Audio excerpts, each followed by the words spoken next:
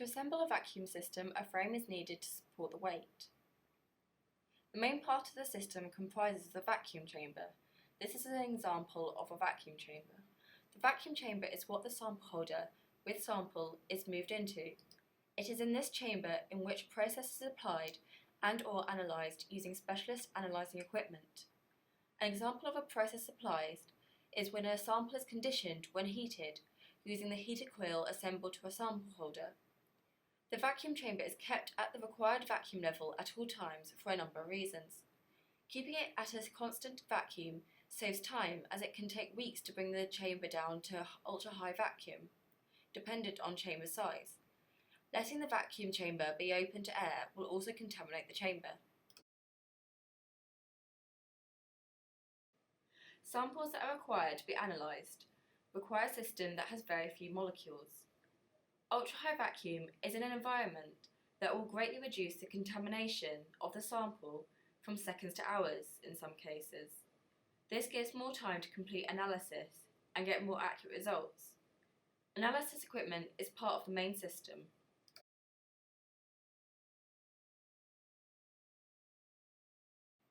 The low chamber is required in order to keep the vacuum chamber at a constant level of vacuum. The sample is loaded through a hinged door flange onto the sample holder, which is suspended in the middle of the load chamber by the rotary shaft. When the door to the flange is shut, the chamber can be pumped down to the same level of vacuum as the vacuum chamber. Then the gate valve can be opened for the sample to be moved into the vacuum chamber. A chamber is never fully devoid of molecules. To keep the chamber at a stable state of ultra-high vacuum, an iron pump is fitted to one of the flanges. As the remaining molecules bounce off the walls of the chamber and each other, they will occasionally bounce into the iron pump. The job of the iron pump is to either negatively ionise the atoms by the gain of one electron to the atom, or positively ionising the atoms by losing one of the electrons from the atom. Plates inside the iron pump are then oppositely charged to the atoms so that the molecules stick to the plates as they collide with them.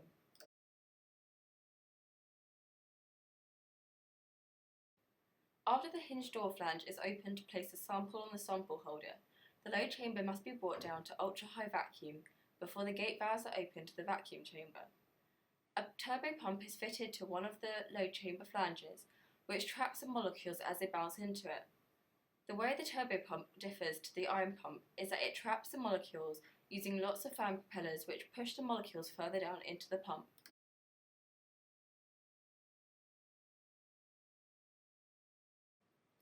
Viewports are fitted onto the chambers as a viewing window into the chambers. Different glass materials can be attached with different properties depending on the use of the system.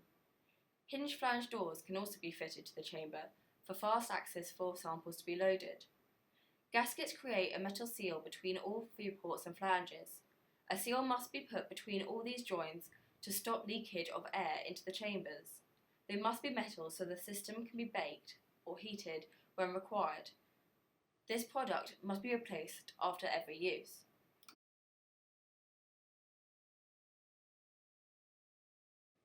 The chamber has tubulations which has flanges welded onto them. The main reason is to bolt components as required onto the system to allow baking to 250 degrees Celsius and still maintain an ultra-high vacuum environment. Blank flanges are then used to blank off unused ports. Where components have different sized flanges, adapter flanges can be used.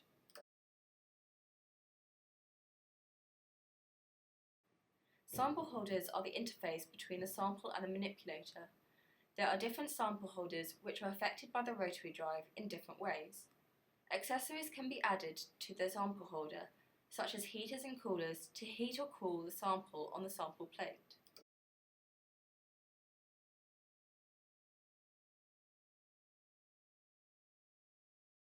The sample holder can be rotated using a rotary drive. The rotary drive connects to the sample holder via the rotary shaft. The rotary drive can have just primary rotation or both primary and secondary as a mutual rotation. Other components can be used instead of a rotary drive for rotation when needed, but this is the most basic component. The rotary drive can be rotated manually or for more accuracy with a motor.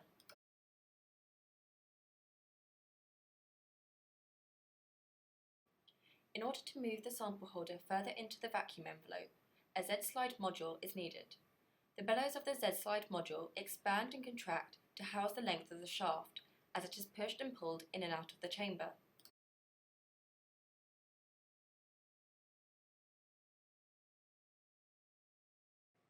The XY table is another main part of the manipulator. The XY table in the case of the picture would move the sample holder up and down and from side to side. The XY travel of the sample holder is controlled by the micrometers on both the X and Y slide. These are the tools that give you a micron linear movement. The horizontal mount takes the weight of the manipulator when it is mounted onto the system horizontally.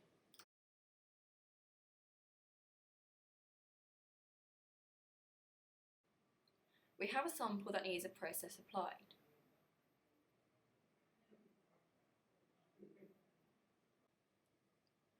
The hinge door to the load chamber is opened.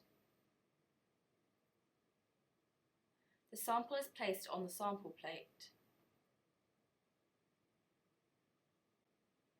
The hinge door on the load chamber is shut, and the turbo takes the load chamber down to ultra-high vacuum.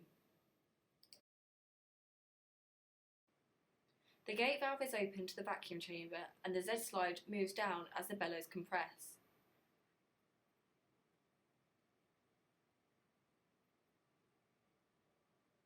The sample holder has now moved into the load chamber. If you were to see through the front flange, you would see the sample holder here.